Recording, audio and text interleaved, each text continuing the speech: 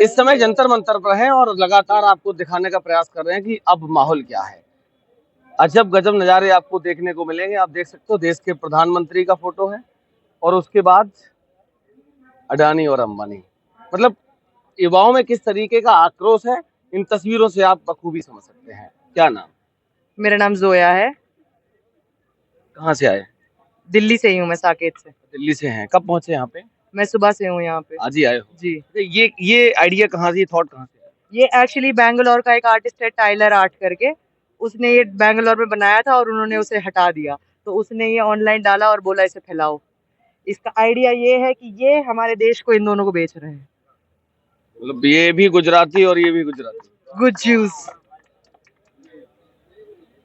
कहाँ से आए? दिल्ली से ही भाई। सारे लोग दिल्ली से? हाँ भाई। तो ये सब आइडिया सेम है?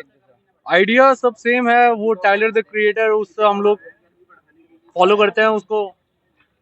जो आर्टिस्ट है तो उसने डाला अपना आर्ट और गवर्नमेंट ने मिटाने की कोशिश करी, तो हमने सोचा भाई यही बढ़िया तरीका है इसको फैलाने का। तो आप बाहर इसको लेके आ गए? हाँ भाई। बिल्कुल आइडिया को बाहर लाने। क्या करोगे, क्या लग रहा है, कुछ सिस्टम बदलेगा, कुछ होगा? 20-22 दिन हो गया। बदलवा अभी के वो तो मानेंगे। अभी अगले हाँ? 2 घंटे में 2-3 घंटे बदलवा के मानेंगे। आपको क्या लगता है इतने लोग यहाँ क्या करने आए हैं? अरे ये इतने सारे युवा आज आए हैं, जो आक्रोश है, जो अंगड़ाई ली है, ये रहेगी या फिर शांत हो जाएगी? रहेगी। ऐसे कैसे रहेगी? जब तक वो जवाब नहीं देंगे तब तक हम यहीं रहेंगे। आपको लग रहा है जवाब देंगे? नहीं देंगे तो हम यहीं रहेंगे। यहीं पे किसान आंदोलन 13 महीने चला था, तो हम 14 महीने यहाँ रहेंगे। लेकिन करके मानेंगे। करके मानेंगे। ये युवा को ऐसे फेल नहीं कर सकते। हमें निराश घर वापस नहीं जाने दे सकते ये लोग। क्या नाम है? सौरभ। अच्छा, आपका? ये सारे लोग साथी? साथ में। क्या लग रहा है, 22 दिन हो गए, सरकार का कोई अता पता नहीं, कोई बात करने के लिए तैयार नहीं। अब वो तो सरकार की गलती है ना। जैसे बोला जाता है कि सरकार हमारे पैटर्नल इंस्टिंक्ट होते हैं, हमारे माँ बाप की तरह होते हैं, तो माँ बाप से कोई गुजारिश करते तो उन्हें सुननी चाहिए। बट ये कैसे माँ बाप है जो हमारी सुन ही नहीं रहे, ना हमारा देश ठीक कर रहे हैं। Corruption, education. यार एजुकेशन तो बेसिक नीड है हर एक इंसान की। बेसिक नीड जिसे कहते हैं, तुम उस पे भी करप्शन लगा रहे हो, तो सोचो कितनी गंदी सोच हो सकती है एक इंसान की। सुधरने का नाम नहीं ले। सुधरने का बिल्कुल नाम नहीं ले रहे। सुधरेंगे तब जब खुद पढ़े लिखे होंगे। आज का क्या प्रोग्राम है पूरा? आज का प्रोग्राम यही है कि संसद तक अपने पढ़े लिखे नहीं है? मोदी जी का है।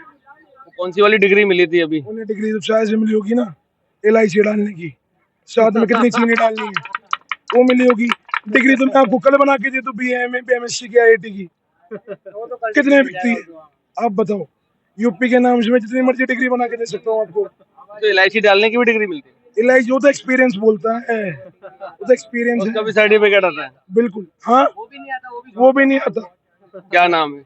अभिमन्यु। कहाँ से आए हो? मैं बिहार से हूँ। आप भी लिख रखे हो धर्मेंद्र प्रधान इस्तीफा दो और NTO को भंग करो। जी इस्तीफा लेकर लग रहा है आपको होगा ये? जी बिल्कुल होगा है। 22 दिन हो गए। तो 22 दिन हो गए, 1 महीना 2 महीना भी लग सकता है, लेकिन इस्तीफा लेकर ही रहेंगे किसी भी कीमत पे। छोड़ेंगे नहीं उससे पहले? जी नहीं। जब तक तोड़ेंगे नहीं तब तक छोड़ेंगे नहीं। जब तक तोड़ेंगे नहीं तब तक छोड़ेंगे नहीं। पक्का? क्योंकि बात एक सिंपल युवा की नहीं, पूरे देश की युवा की बात है यहाँ पे। और किसी भी मिनिस्ट्री को देश के युवा के भविष्य को खिलवाड़ करना उनकी कर्तव्य में नहीं बनता है। आज जो आक्रोश युवाओं में है वो रहेगा या फिर शांत रहेगा पूरा, और जोश जज्बा जुनून के साथ में पूरे मार्च करेंगे और उनको ये दिखा देंगे कि युवा किसी से कम नहीं है। वो अपने हक के लिए आवाज उठाएगा और हम आपको गद्दी पर बैठाए हैं तो गद्दी से उतार भी सकते हैं। उतार देंगे? जी बिल्कुल। क्या नाम? वंदित। बंदे? वंदित वंदित। बंदित, सॉरी बंदित। कहाँ से? हिसार से। हिसार से आए हो? हाँ हिसार से। कब पहुंचे आप? हम कल पहुंचे थे, कल रात क्या को। बता रही हैं, आज ही आए हो? नहीं कल का, अभी लेट उठे थे ना, रात को लेट सोए थे इसलिए। कैसे लगा, मन कैसे करा कि चला हम भी चलते हैं? नहीं नहीं, जैसा उन्होंने वहाँ पर व्हाइट चादर डाल के सोनम वांगचुक को उठाया तो अंदर एक बहुत दर्द हुआ, पेन हुआ कि एक आदमी जो बच्चों के युवाओं के लिए 20 दिन से भूखा बैठा है, उसको शर्म के मारे बीजेपी ने शर्म आ रही थी, बीजेपी उठा नहीं सकती थी। व्हाइट चादर डाल के अपने कर्म कांडों के ऊपर व्हाइट चादर डाल के हमारी डेमोक्रेसी को लपेट के कफन के अंदर ले जाया गया, इसलिए हमें यहाँ आना पड़ा, हमारी मजबूरी हुई। अपने कर्म कांडों को ढक के ले गए? बिल्कुल बिल्कुल, वो कर्म कांड ही है भाजपा की। वो दिखा रहे थे कि भाजपा क्या कर रही है। सोनम वांगचुक यहाँ बैठे थे, बेइज्जती किसकी हो रही थी इसमें? सरकार की बेइज्जती हो रही थी। एक जो 12वीं पास शिक्षा मंत्री हमारा जो बनाएगा धर्मेंद्र प्रधान, क्या उनकी क्या काबिलियत आप बताइए? उन्होंने अब तक क्या रिफॉर्म किए हैं? कितने साल से शिक्षा मंत्री हैं, क्या रिफॉर्म किए उन्होंने अब तक एजुकेशन सारे में? पेपर लीक करा दिए। 93 पेपर लीक हो चुके हैं अब तक। 21 बच्चों ने आत्महत्या की है, अब तक इनके कान पे जूं नहीं रेंगी है। क्यों? क्योंकि मोदी खुद चौथी पास है, इनको एजुकेशन से कोई मतलब नहीं है। एसआईआर करवा रहे हैं ये,